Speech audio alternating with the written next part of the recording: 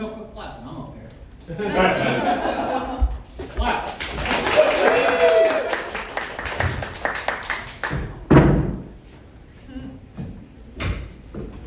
I got a call from a lawyer this morning.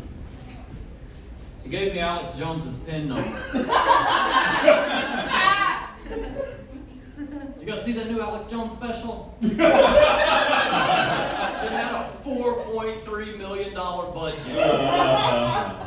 I need his financier for my special.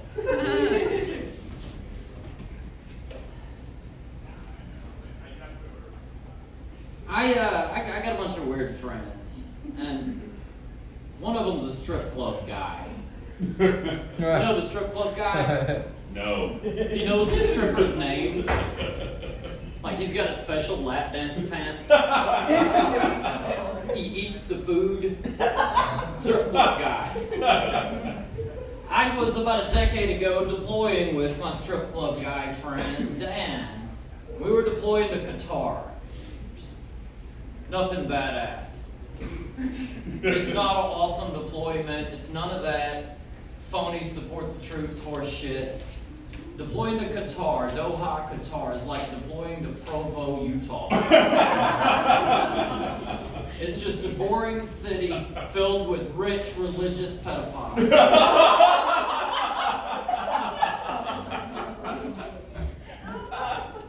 But it's still a military deployment.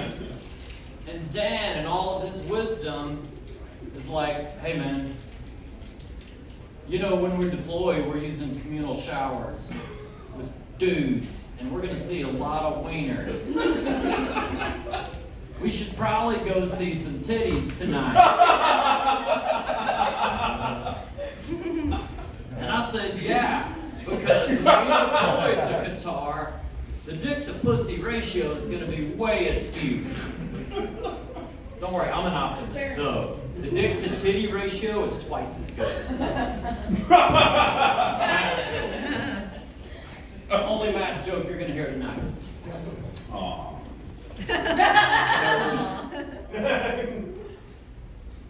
So I agree to go to the strip club with Dan. We go. We're at a shitty strip club in Abilene, Texas. Not bragging. And as soon as we get there, I go one way with a nice lady, he goes another way. And at the end of a Motley Crue song, we reconvene back at our table.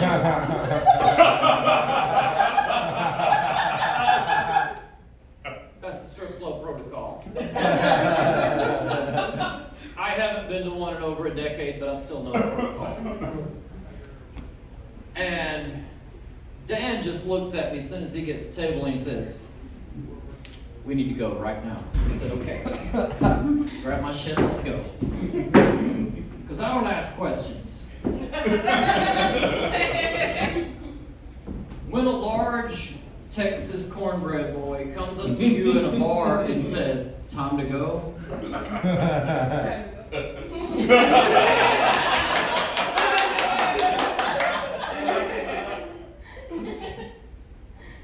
So we leave.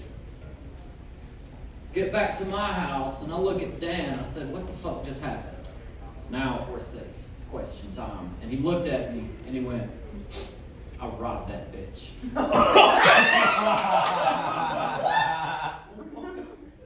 Show me all the money you took. He pulls out $600 in 50s. I took $450 and put it in my pocket. I said, motherfucker, you pull that shit with anybody else, you got your ass whooped. That's my money. And then we went deployed. That's my friend Dan. Who's not the craziest motherfucker I've hung out with a lot. That would be Stu Baby. I grew up with Stu Baby. I've known this cat since second grade, that 1980s song. And Stu Baby's one of those guys when we were teenagers that'd rather get in fights than get pussy.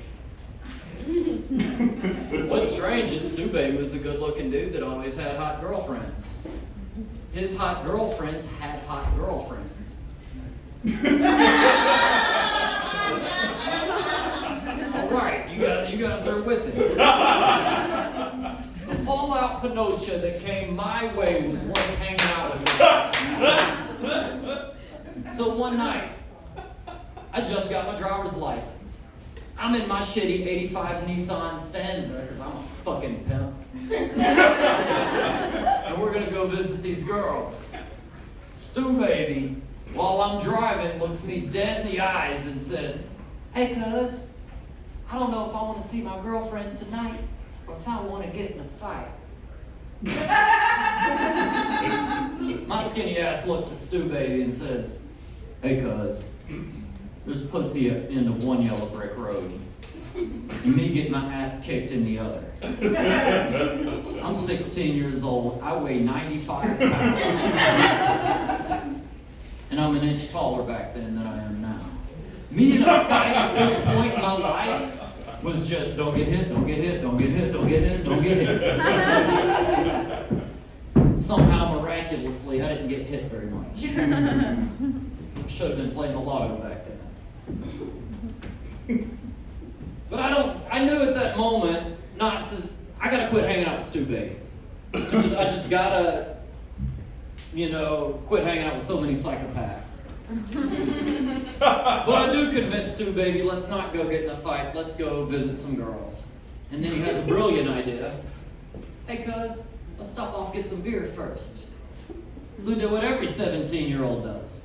We pull in the Walmart parking lot, hop out of my piece of shit 85 Nissan Stanza, hop in the back of somebody's F-150, grab the cooler, jump back in my piece of shit 85 Nissan Stanza, and drive off. Because they don't check for IDs in the Walmart parking lot. And we're not paying for beer. That's what poor people do. But I knew I gotta quit hanging out with Stu baby. And I did. I quit hanging out with him. I didn't see this turkey for a good 20 years. So I'm back in my hometown. I'm back in LA, in Lower Arkansas. I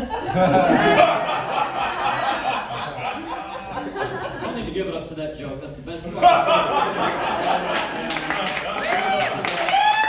Masterful, well-crafted joke that my aunt wrote at some point in the 70s.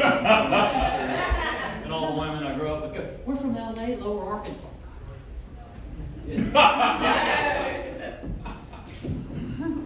But I'm back in my hometown for my 20th, and I see Stu baby at the local drinking hole across a bar. And he walks up behind a nice lady while she's talking to her husband, and he gives her the behind the back under the arms double booby scoop. Stu baby gets thrown out of the bar. Because that's the least that should happen to somebody that does an assault in a bar. The least.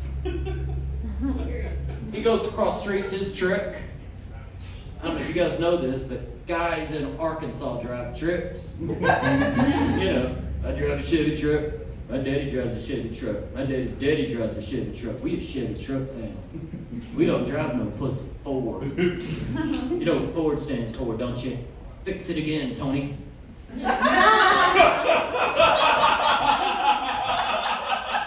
I said the LA joke was the best joke you're going to hear all night, I lied. That is the best joke you're going to hear all night, so give it up to that fucking joke.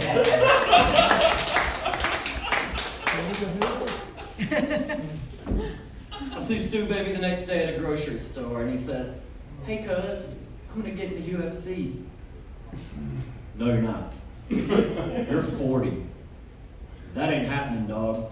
And he goes, "I've been taking this." Pulls out a little bottle. Says, "Stu baby, you're too old to get in the UFC. That shit ain't happening. You're also never gonna pass the piss test because you're doing steroids.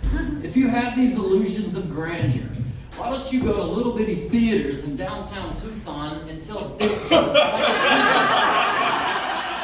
Now, my name's Roy Lee Reynolds. Now give it up to me. I'm fucking